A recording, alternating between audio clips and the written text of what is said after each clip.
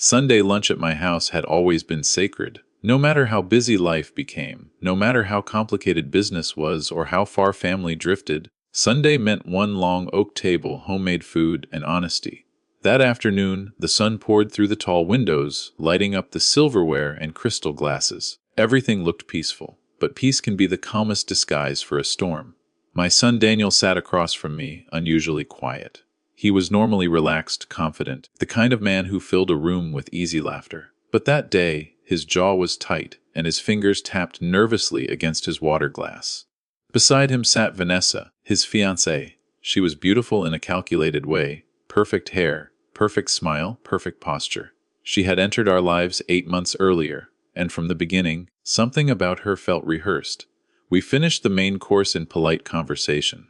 Then Vanessa gently placed her napkin down and smiled at me. "I think this is the perfect moment to discuss something important," she said sweetly. Daniel's eyes flicked toward me for half a second. A warning. A silent signal. I stayed calm. "Of course. What's on your mind?" Vanessa folded her hands like she was proposing a business merger, instead of speaking to her future father-in-law. "As you know, Daniel and I are planning our future together. We've been discussing financial stability and long-term security. Considering your substantial success, we believe it would be appropriate for you to gift us $2 million before the wedding." The room went silent. Even the ticking of the antique clock on the wall felt louder. $2 million, not a loan, not an investment. A gift. I didn't react immediately. Years of running a company had taught me that silence unsettles greedy people far more than anger. Vanessa continued, mistaking my calm for consideration. "It would show trust. It would prove that you support our union." I looked at Daniel. His eyes hardened slightly. And then he said something that changed everything. "Dad," he said slowly, "don't answer yet." Vanessa turned to him, surprised. "Daniel," he ignored her. "I need to say something first." He leaned back, taking a breath that looked like it had been sitting in his lungs for weeks. 3 nights ago, Vanessa told her friend that if you refused the money, she'd call off the wedding and publicly accuse you of controlling me financially. She said you care too much about reputation to risk that. The air shifted. Vanessa's perfect smile cracked. "That's not true," she snapped quickly. Too quickly. Daniel didn't blink. "I recorded it." He placed his phone on the table and pressed play. Her voice filled the dining room. Clear, sharp, confident. "He'll pay.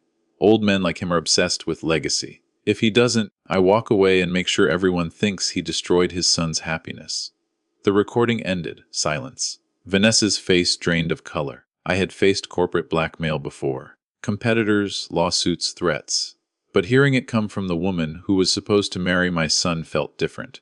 Personal. I folded my hands calmly. $2 million, I said evenly. "Is that the final number?" Vanessa's composure shattered into desperation. "This is ridiculous." He twisted my words. I was joking. Daniel stood up. "No," he said quietly. "You weren't." Then he turned to me. "I'm sorry, Dad. I wanted to believe she loved me, but I needed you to hear it yourself." Vanessa grabbed his arm. "Daniel, don't do this over a misunderstanding." He gently pulled away. "You weren't planning a marriage," he said. "You were planning a transaction." She looked at me, calculating again. "Searching for leverage. You think you're so powerful," she said bitterly. "But without me, he'll resent you. He'll always wonder what you cost him."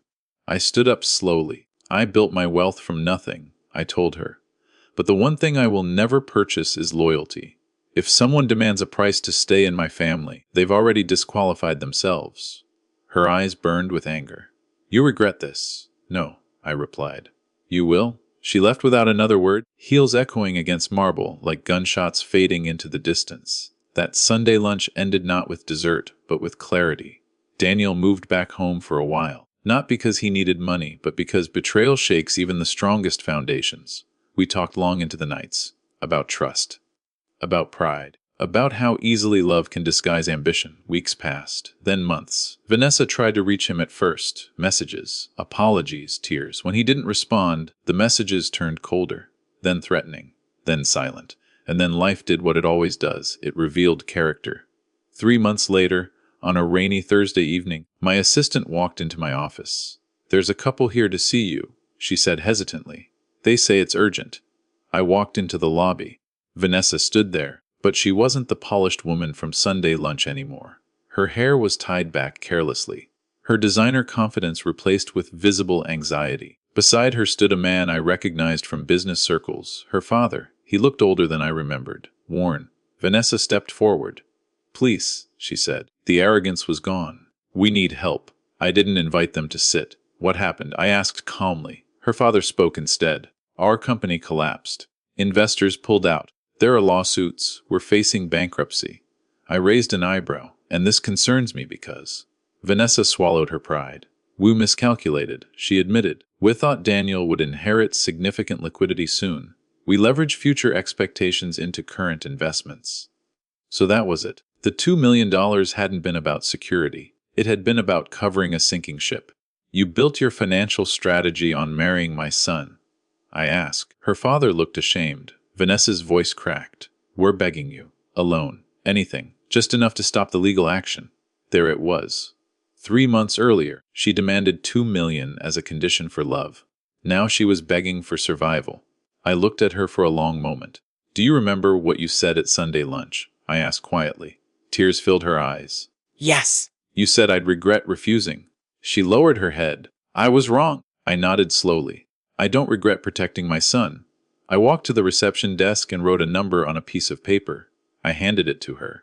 She stared at it, confused. It wasn't a check. It was the contact information of a reputable bankruptcy attorney.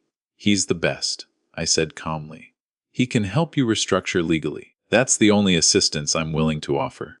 Her father's shoulders slumped. Vanessa looked like she wanted to argue, but pride no longer supported her. "You won't help us financially," she whispered. I met her eyes. "You once valued my son at $2 million. Today you've learned he was priceless." They left without another word. When Daniel came home that evening, I told him everything. He didn't smile. He didn't celebrate. He simply exhaled. "Thank you," he said. "For what?" "For teaching me that love doesn't demand a price tag."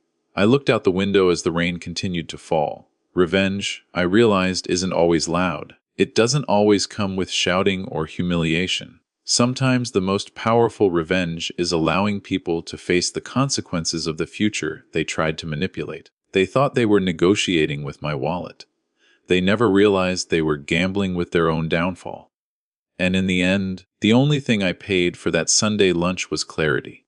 The moment Daniel told me not to answer, I knew something far deeper was unfolding than a bold financial demand. His voice carried a steadiness that didn't match the tension in his shoulders. It wasn't panic, it was preparation. Vanessa turned toward him with a tight smile. "Daniel, what are you doing?" she asked lightly, though the sweetness in her tone had thinned. He didn't look at her. His eyes remained on me. "Before you respond," he said carefully, "there's something you need to hear." My instincts sharpened. In business, when someone asks you to pause before signing a contract, you pause. When your own son asks you to pause before answering a demand like that, you listen. Vanessa laughed softly. "This is unnecessary," she said. "We already discussed." "No," Daniel interrupted gently but firmly. "You discussed. I listened." The room shifted. Power subtly realigned itself. He reached into his jacket pocket and pulled out his phone. It wasn't a dramatic gesture. It was calm, controlled, intentional. 3 nights earlier, he explained, Vanessa had been in the living room with her friend. She thought he was upstairs showering. Instead, he had returned early and heard his name mentioned. He hadn't meant to eavesdrop. But when he heard my name followed by the words, $2 million, he stopped. "I didn't want to believe it," Daniel said quietly. "So I recorded the rest." Vanessa's face drained of color. "You recorded me." "That's insane. That's a violation of privacy." Daniel's expression didn't change. "What you were planning was a violation of trust." He placed the phone on the table between us, like evidence presented in court. For a split second, I considered stopping him. Not because I feared what I would hear, but because once truth is exposed, there is no returning to illusion. But illusions built on manipulation deserve to collapse. He pressed play.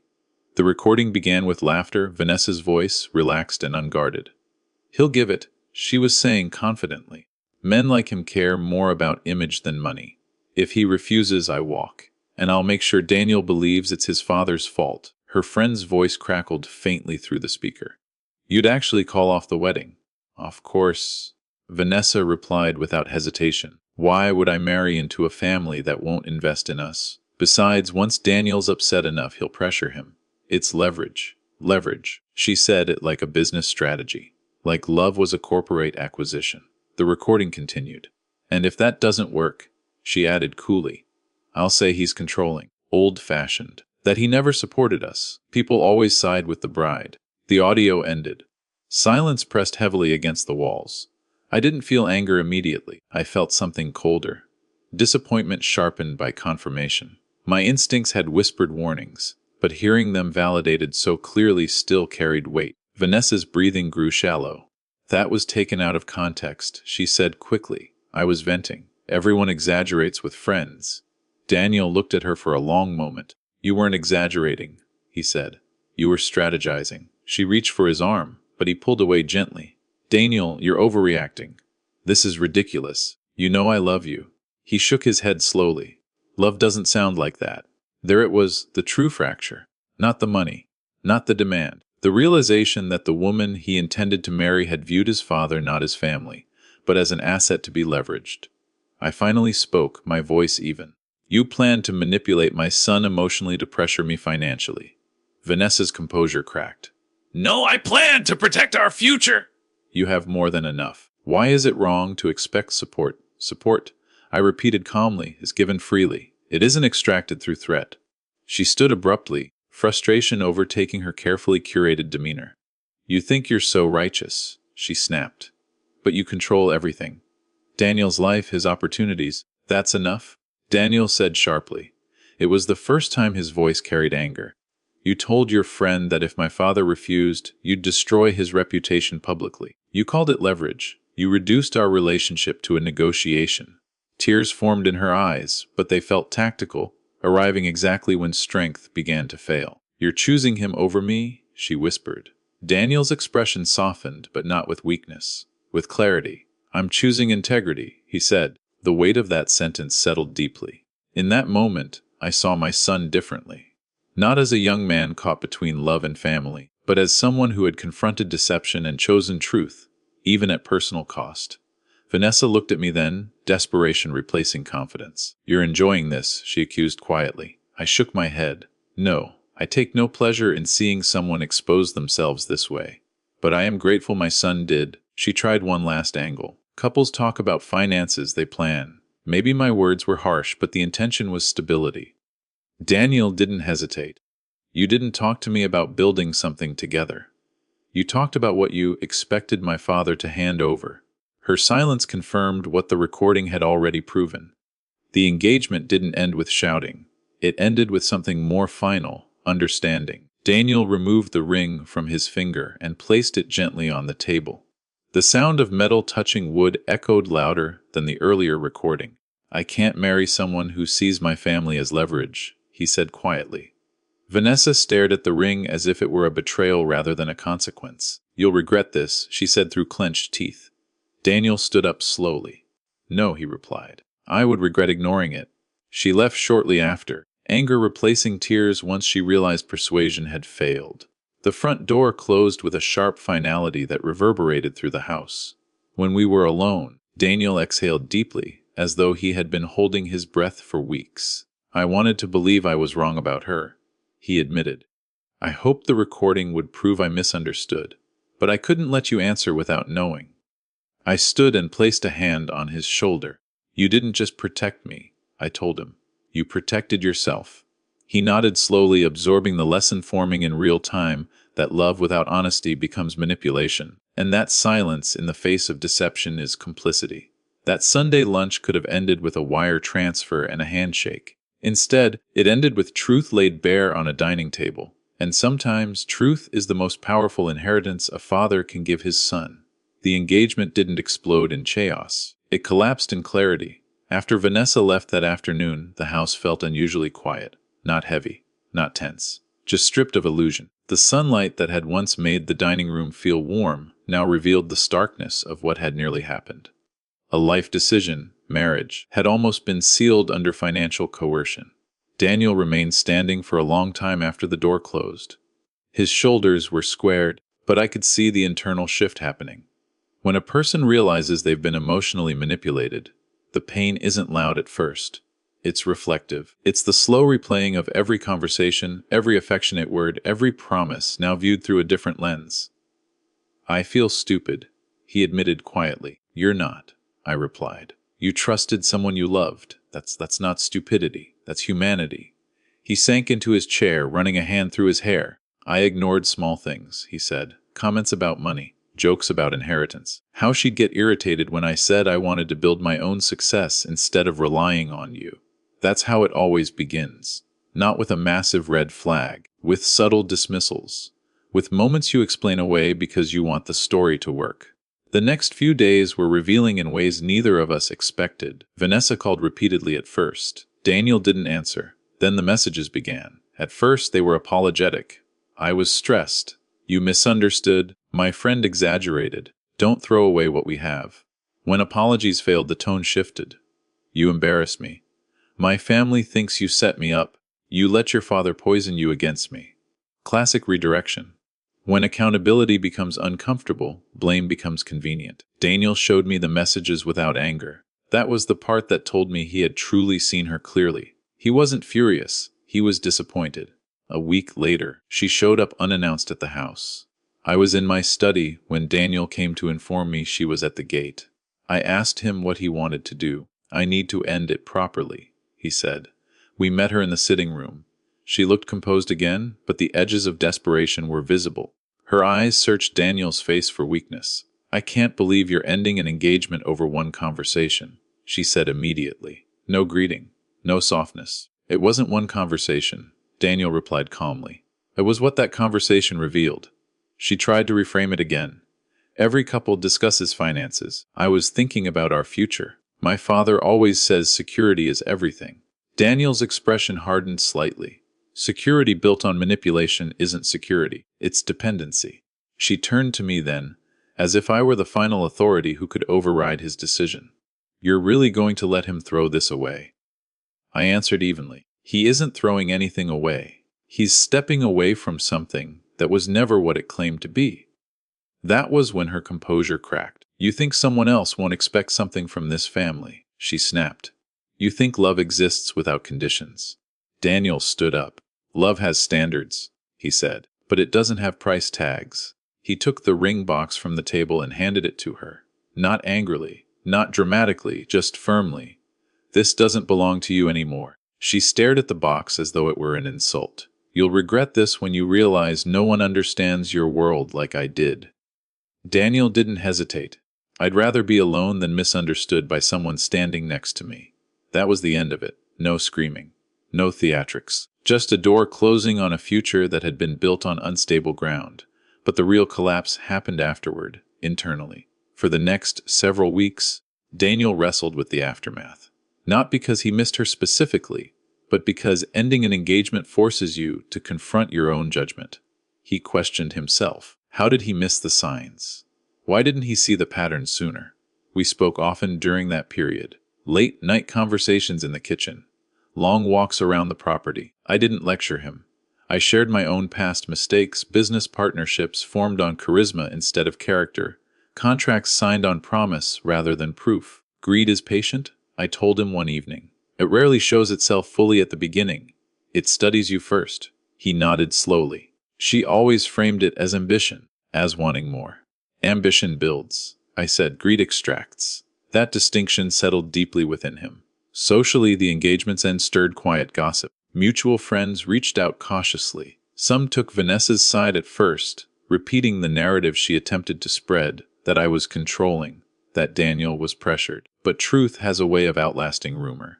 The recording never had to be shared publicly. It didn't need to be. Vanessa's own behavior spoke louder. Within weeks, inconsistencies in her story surfaced. Her irritation at being questioned became visible. Sympathy faded. Daniel, on the other hand, grew steadier. There's something transformative about walking away from manipulation before it binds you legally and financially. He didn't just dodge a bad marriage. He avoided a lifetime of negotiated affection. 3 months earlier, he had been preparing for a wedding. Now, he was rebuilding something far more important, his standards. One evening, as we sat watching the sunset from the veranda, he said something that stayed with me. I thought strength was providing. he said quietly. But I've learned it's also refusing. He wasn't just referring to money. He was referring to emotional boundaries, to the courage it takes to disappoint someone you love when they're wrong. The engagement's collapse became a quiet turning point in his life. He became more observant, more patient, less impressed by appearances. He focused on his work, not obsessively, but intentionally. He began surrounding himself with people who valued partnership over leverage. As for me, I didn't feel victorious. I felt grateful. Grateful that the demand had surfaced before vows were exchanged. Grateful that my son had chosen integrity over convenience. Grateful that a Sunday lunch confrontation had prevented a far more expensive lesson later. Because the true cost wouldn't have been $2 million. It would have been years of emotional negotiation. A marriage where every decision carried hidden calculations. Children raised in an atmosphere where love was conditional. The engagement didn't fail because of money. It failed because truth exposed motive. And once motive is exposed, no amount of charm can rebuild trust. 3 months earlier, she had believed she held leverage. But in the end, the only leverage that mattered was Daniel's willingness to walk away. For weeks after the engagement ended, I believed the worst of it was behind us. A painful lesson, yes, but finished. Daniel was healing. The house had returned to its familiar rhythm. Business was steady. Silence had replaced tension. What I didn't know then was that the $2 million demand had never truly been about luxury, status, or testing loyalty. It had been about survival. The first hint came from an unexpected place. An old associate of mine, Richard Hale, requested a private lunch. We had crossed paths in investment circles years ago. He wasn't a close friend, but he was observant, careful with information, and rarely reached out without reason. When we met, he skipped pleasantries. "I assume you're aware of the situation with the Armand Group," he said quietly. I wasn't. The Armand Group was Vanessa's family company, mid-sized, respectable, involved in commercial real estate development. On the surface, they appeared stable, modest growth, strategic acquisitions, nothing extravagant. "What situation?" I asked calmly. Richard studied me for a moment. Liquidity collapse, over-leveraged properties, investors pulling out. There's talk of regulatory review. The pieces began aligning in my mind with unsettling precision. "How long?" I asked. "Several months at least," he replied. "Maybe longer internally. They made aggressive expansion moves last year. Market shifted, debt tightened. Several months. The same timeline as the engagement accelerating. The same period when Vanessa's conversations shifted toward financial stability and support." I leaned back slowly. "So the wedding wasn't just a wedding," I said. Richard gave a slight nod. "It appears they were expecting capital infusion from family alignment." Family alignment. Such a polite phrase for strategic marriage. I left that lunch with no anger, just confirmation. Back home, I didn't immediately tell Daniel. I wanted facts, not assumptions. I contacted 2 independent analysts I trusted implicitly. Within days, the picture became clearer. Vanessa's father had refinanced multiple properties based on projected cash injections. Short-term loans secured against long-term expectations. Risk layered upon risk. And in private investor briefings, there had been optimistic references to upcoming private capital partnership. They had already factored in money they did not yet have. Not just any money. My money. The $2 million wasn't a symbolic gesture. It was a bridge payment. A stopgap to prevent immediate default. Enough to stall legal actions. Enough to reassure nervous investors. Suddenly, that Sunday lunch felt even more calculated. The timing. The setting. The pressure wrapped in politeness. If I had agreed, if emotion had overridden instinct, that money wouldn't have funded Daniel and Vanessa's future. It would have plugged a financial hole dug long before their engagement ring was purchased. And worse, it would not have been enough. $2 million might have delayed collapse, but it wouldn't have solved structural mismanagement. Once involved, further support would likely follow. More requests framed as temporary. More urgency disguised as opportunity. It wouldn't have ended at 2. It rarely does. When I finally told Daniel what I'd discovered, he listened without interrupting. "They were already sinking," he said slowly. "Yes." "And the marriage was the life raft." I nodded. He didn't look shocked. He looked relieved. Relieved that his instincts hadn't betrayed him. Relieved that what he sensed emotionally was now confirmed financially. "I remember something," he said quietly. 2 months before the demand, she kept asking when you plan to transfer majority shares. She said it casually. like curiosity. It had never been curiosity. It had been risk assessment. We sat in silence for a while, both absorbing the magnitude of what had almost happened.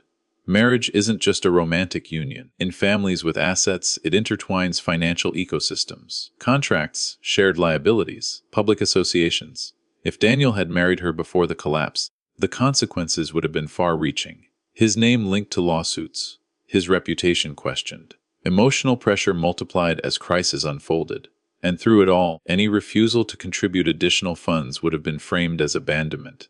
The strategy had been simple: secure the marriage, obtain the capital, stabilize the company, maintain influence. But they miscalculated one thing. They underestimated Daniel, and they misunderstood me. I had built my business on disciplined expansion, conservative leverage, prepared contingencies. I had seen companies crumble because leaders believed projected wealth was the same as actual liquidity. Vanessa's family had gambled on anticipated inheritance. They confused potential access with guaranteed entitlement. Weeks passed and public confirmation began surfacing. Financial publications noted the Armin Group's restructuring attempts, quiet settlements, property liquidations below market value. It was happening. Daniel followed the news without gloating. That told me his growth was genuine. He wasn't celebrating their fall. He was studying it. One evening, he said something insightful. They weren't planning a partnership, he said. They were planning dependency. Yes, I replied. And dependency disguised as love is one of the most dangerous forms of manipulation. The deeper tragedy wasn't financial, it was relational. If Vanessa had approached Daniel honestly, if her family had admitted difficulty and asked for investment transparently, the outcome might have been different. I am not opposed to strategic partnerships. I've funded ventures before. But honesty is non-negotiable. Instead, they chose concealment. They attempted to convert marriage into a bailout. That choice destroyed trust before vows were even spoken. The more details surfaced, the more I understood how deliberate the Sunday demand had been. The confidence in her tone, the assumption I would comply. They had already modeled scenarios. They believed reputation pressure would corner me. They assumed I valued public image over principle. They were wrong. 3 months earlier, they had positioned themselves as future family entitled to pre-wedding gifts. Now, financial analysts described their position as distressed. The contrast was stark. Daniel didn't need revenge. The market delivered consequence more effectively than any argument could. What stayed with me most was not anger, it was perspective. Money amplifies character. It doesn't create it. In prosperity, their ambition appeared polished. In crisis, it revealed its foundation. And the foundation had been built on expectations of access rather than ownership. The hidden scheme unraveled quietly, but its lesson echoed loudly. Marriage is a covenant. Business is a contract. When you blur the two for leverage, both eventually fracture. The $2 million would not have saved them. It would have entangled us. And sometimes the greatest protection isn't what you build. It's what you refuse to finance. Expend after Vanessa and her father left my office, I didn't feel the rush of victory that most people associate with revenge. There was no satisfaction in watching someone fall apart. No thrill in refusing the help they once assumed I would beg to give. Instead, there was a quiet stillness, the kind that comes when a lesson has fully unfolded. That evening, Daniel and I sat on the back terrace overlooking the city lights. The air was cool, calm, almost symbolic of the storm that had passed. "She came to see you," he said, not as a question but as confirmation. "Yes, and she asked for help." He nodded slowly, absorbing it. "Financial help." Wes! He looked down at his hands for a moment, then back up at me. "Did you give it?" "No." There was no hesitation in his reaction, no conflict, only understanding. "Good," he said quietly. It wasn't cruelty, it was clarity. Revenge is often imagined as loud humiliation, exposure, retaliation. But what happened here was different. The most powerful revenge wasn't destruction. It was restraint. 3 months earlier, Vanessa had attempted to weaponize emotion. She had believed reputation would force my compliance. She had believed my love for my son would override my judgment. She had mistaken patience for weakness.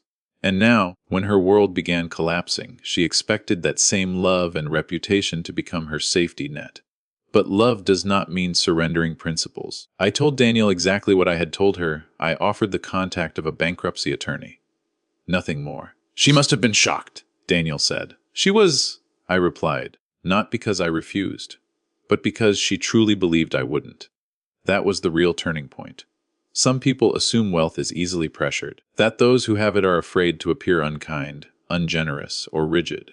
But boundaries are not cruelty, they are structure. I used to think power was having money, Daniel said after a while. Now I think it's being able to say no without anger. I smiled slightly. That's a rare understanding. What made this situation powerful wasn't that her family went bankrupt. Businesses fail every day, markets turn, risks backfire. That alone isn't moral punishment, it's economic reality. What mattered was this: they had tried to secure protection through manipulation rather than honesty. They gambled on emotional leverage instead of transparent negotiation. And when the gamble failed, they expected mercy without accountability. The refusal wasn't revenge for the demand. It was protection against becoming complicit in the strategy. If I had written a check that afternoon, what message would it have sent? That desperation erases deception. That manipulation is forgiven when consequences arrive. That my son's worth could still be converted into currency under different circumstances. No. The strongest message was calm refusal. A week after their visit, news broke publicly that the Armand Group had filed for formal restructuring. Financial journals covered it briefly, another overleveraged firm unable to withstand tightening markets. Daniel read the article without expression. I don't feel happy, he admitted. You shouldn't, I said. Other people's downfall is not entertainment. He folded the paper carefully. I just feel finished with it. That was the true revenge, indifference. When someone attempts to control you, they rely on your emotional reaction, fear, anger, guilt. When you respond with composure, their strategy dissolves. Vanessa had once said I would regret refusing her demand, that I would lose my son's trust, that public opinion would corner me. Instead, my son trusted me more deeply than before, and public opinion. It never even mattered. The lesson had reshaped Daniel profoundly. He became more observant in business meetings, more patient in relationships, less dazzled by charm and more attentive to consistency. One night he asked me something unexpected. If she had been honest from the beginning, he said. If she had told me her family was struggling and asked for partnership instead of leverage, would you have considered it? Yes, I answered truthfully. I invest in transparency, not in pressure. He absorbed that quietly. That's what makes it tragic, he said. They chose the wrong strategy. Exactly. Greed often disguises itself as urgency. It convinces people that shortcuts are safer than patience, that securing resources quickly is smarter than earning them slowly. But shortcuts create weak foundations, and weak foundations collapse under pressure. Months passed. The situation faded into memory. Daniel began seeing someone new, not seriously at first. He moved cautiously, thoughtfully. He paid attention to small behaviors, to how she treated waitstaff, to how she spoke about money, to how she responded when he disagreed with her. Trust rebuilt itself, but this time on stronger ground. As for me, I reflected often on that Sunday lunch. If I had reacted with anger, the outcome might have been different. Anger invites defensiveness. Defensiveness fuels conflict. Conflict obscures clarity. Instead, silence and patience revealed everything. When Vanessa returned begging, I didn't need to humiliate her. Life had already done that. I didn't need to lecture. Reality had spoken louder than I ever could. The most powerful revenge isn't revenge at all.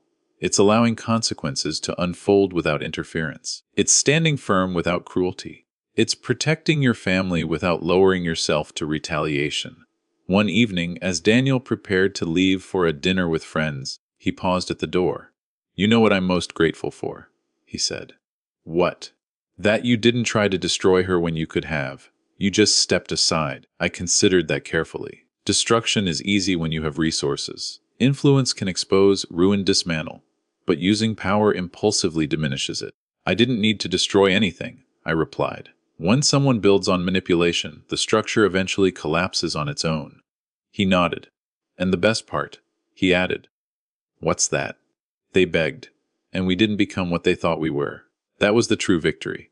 Not their bankruptcy, not their desperation, but the fact that we remained unchanged by it. We didn't grow bitter. We didn't grow arrogant. We didn't grow reckless.